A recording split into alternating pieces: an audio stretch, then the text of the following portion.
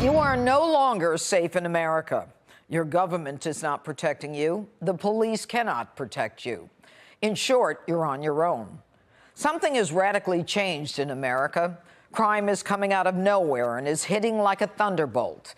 It can happen at a Christmas parade, in a high school, on a subway platform, to an Ivy League student walking near campus, or to an innocent mom taking her baby out in a stroller for a breath of fresh air on a sunny day, who, after the robbery, abandons the stroller, grabs her baby, and then runs away.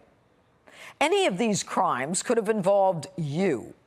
The victims were totally innocent, the crimes totally unprovoked. But you don't need to be on a subway platform or in Times Square. Small-town America, middle America, is being hit with this very same crime wave. Now, there was a time in America when motive could be gleaned from the nature of the crime. You rob a bank for money. You burgle a home for contents. You assault or kill another because of an argument, vendetta, gang membership, or any of the 7 deadly sins. Today, crime is totally unprovoked. It matters not who you are, where you are, or what you are doing. You could be walking down the street on your way to work, on your way to the grocery store. Now you must assess where to shop and how dangerous this will be. You will be followed home by people who want your car, who want your watch, or just like the way you look. So what has changed? Tonight we look at how the criminal justice system has changed in America, starting with the liberal laws passed by progressive Democrats eliminating bail, the Soros-funded DAs who care more about the criminal than the victim. The police are now the ones handcuffed by leftist mayors and by governors. Democrat radical policies and so-called social justice warriors who fight to protect the criminal, as well as judges looking to please the left for their next judgeship, or who are too concerned about being accepted by the woke academic community, are endangering the rest of us. More and more, these inept, uncaring cogs in the wheel of justice are both failing and endangering us. Now, Darrell Brooks, who called for violence against as many white people as possible, drove his red SUV over people in a Christmas parade in the middle of America, killing 6 and injuring 60.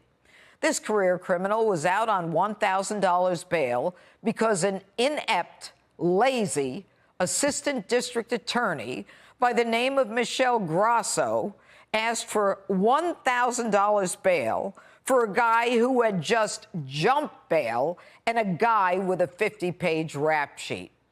Add to that a lazy court commissioner, Cedric Cornwall, who decided $1,000 was good for a career criminal, sex offender, domestic violence batterer, gun-toting, drug-dealing degenerate.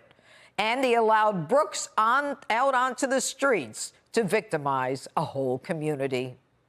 And then there's Oxford, Michigan, with Ethan Crumbley, who shot and killed 4 students and injured 7 others, including a teacher, for no reason, because liberal school personnel should have known Crumbley had a gun, or at least had access to one, but never bothered to ask. The very reason they told his parents to come to class instead of suspending him immediately, and then they let him go right back into class. A Columbia University PhD student was knifed to death by a gang member on a violent stabbing spree, who howled with glee as he stabbed another individual not far from where he had just stabbed and killed the Ivy Leaguer. He then moved on to menacing with a knife another man who was strolling through the park with his girlfriend. Now, this horrifying stabbing spree was committed by a 25-year-old member of the Bloods gang. He had 16 prior arrests since 2012. Now, this week, L.A. police arrested parolee Ariel Maynor, who fatally shot Jacqueline Avant, a philanthropist and wife of a music icon. Maynor had an extensive criminal history and had just served time in prison for robbery while inflicting great bodily injury in California in 2013. And again, Shortly thereafter, he was sentenced in 2018 for a 4-year prison sentence for the same crime, second-degree robbery, but they released him early in California. Take a look at your screen. These are the horrific, unprovoked, egregious, and deadly crimes happening in major cities, small towns, and in every corner of our country in 2021. These are sadly just a sampling of the headlines that are splashed in newspapers from coast to coast in the United States, from New York to Los Angeles to Illinois to Alabama to Florida, Indiana, Wisconsin to Tennessee. Something has changed in this country, and it's clear to me that liberal policies, spineless DAs who are destroying our criminal justice system and teaching young prosecutors that the criminals are their priorities, the focus are erasing the very principle that this country was founded on and has thrived for over 250 years. There's only one way to end this, and it is to get involved in every local race, from town council, city council, county legislature, to judge, DA, school board, sheriff, and every other state office where you live. I believe our power will be based in the states in the future, which is where this change must begin. We need to recall those in office who are failing us in the oath that they took to protect the citizens and the Constitution. We've got to be vocal. We must peacefully protest decisions made that we do not agree with. It is time for us to be visible and vocal, to peaceably assemble, to let the world and the rest of them know that we are not sitting ducks waiting to be assaulted, that we have a strength and a determination to get this country back on track. And that means holding those in power accountable and jailing. Yes, I said locking up those who are victimizing innocent human beings. They should not be roaming freely among us.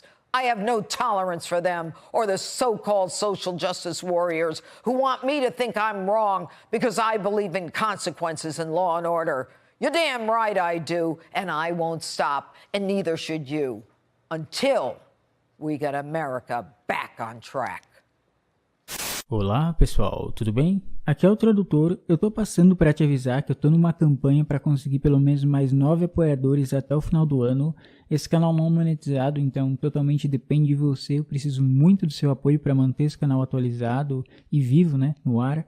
Os links para apoiar esse nosso projeto estão na descrição desse vídeo e no comentário fixado. Então é muito fácil e muito simples de apoiar. É graças a essas pessoas incríveis que eu posso estar trazendo conteúdo para vocês. E é isso aí, pessoal. Não se esqueçam de deixar seu like, seu comentário e até mais. Fui! Grande abraço.